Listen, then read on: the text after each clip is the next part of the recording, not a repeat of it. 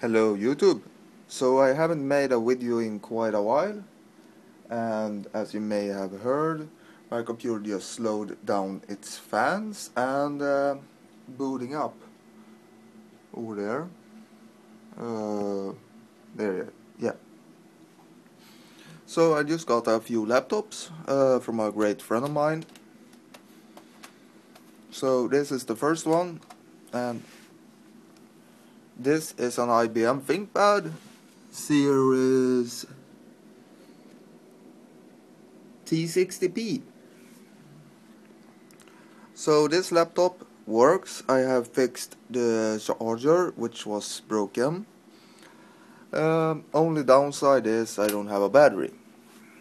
So if anyone has a battery for these laptops that has a broken laptop or something, I would be very grateful if I could have a battery for it. But it's not priority one for the moment, because I do have enough laptops.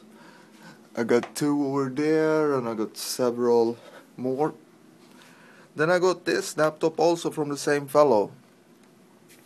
An older one, not really that impressive performance, but it will do plenty enough for what I have figured for this laptop to do.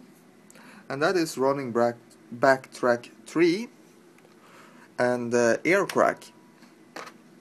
That's what I figured this laptop might do. So let's put them over here where I don't stumble over them and crack my head.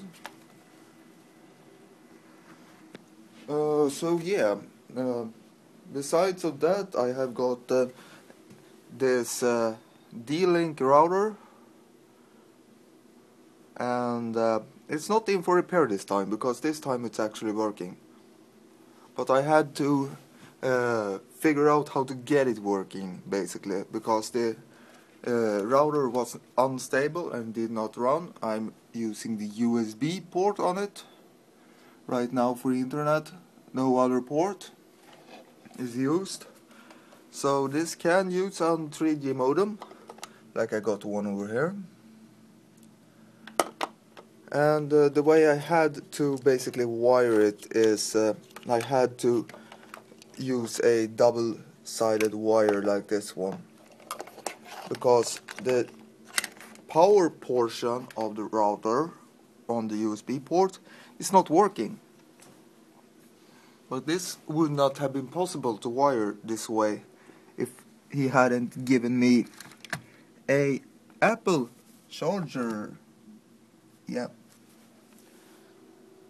So that went pretty handy. Also, I got the slightly dusted iPhone 1st gen back. It is not working. So I have gotten that to keep. If I can fix it, it's great. If not, it's a good thing to have on the shelf, I guess. Probably it's the same screen as on the 3G and 3GS, I would assume. So, yeah. Also, I got a few of these. Let's go over here. I got a few of these adapters for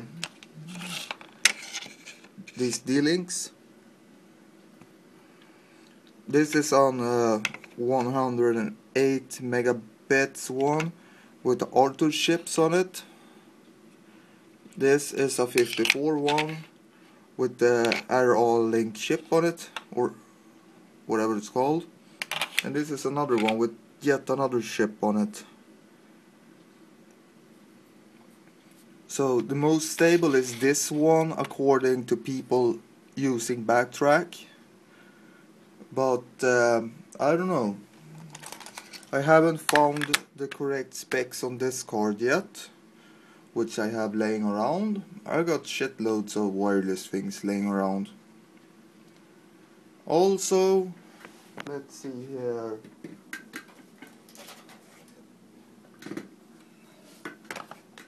This one is not an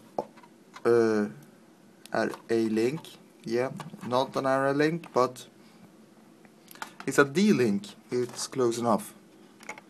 So this is the predecessor to that router over there. And you can see how they kind of made the same model for more things, because here you can see the back portion is a sticky thing. Here usually the USB goes, here goes some controller ports for the USB and things like that. I suspect either this coil or this coil being bad. No, this or this coil being bad, because it does not start and it gives a high-pitched sound.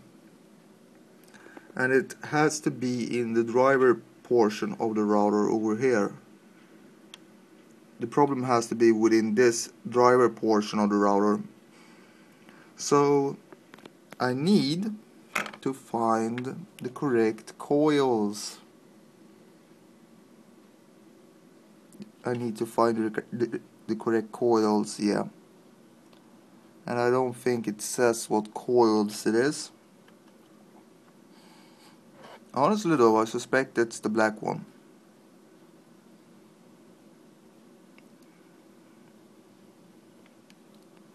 If not, I will keep the connectors and then scrap the rest and use the connectors on the USB sticks I have laying around underneath it.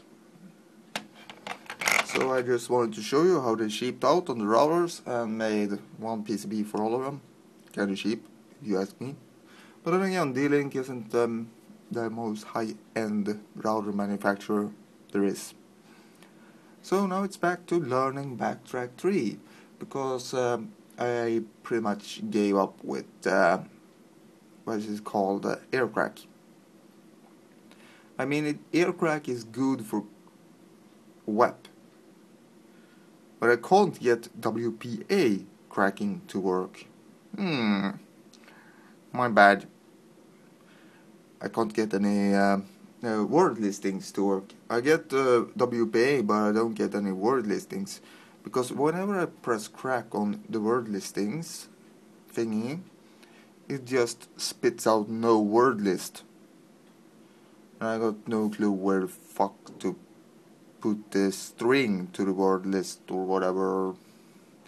I'm not a Linux fan, really. I use Linux for my Smoothball box over there, and that was a pain in the fucking butt to set up and get working. So what I'm doing is I'm gonna put it in VMware and then use USB adapters like these. I will get another one I hopefully will get from my brother. It has one, the 54 megabit one, and it should be an RA-Link, let's see, it should be a revision C. What revision is this one? It's the revision B, so it should be the better one, the revision C over here. It should be like one like this, like you can see. So it should be cool. I got one in the basement also laying around, but that has a broken circuit board on it. I don't know if I can fix it, but sure as hell will give it a try. So I figured if I can fix that, I will solder that onto a USB port internally in this computer, then mount it underneath the RAMs. Just a thing I figured out I might do. Anyways, see you later, YouTubes. Take care. Bye, y'all.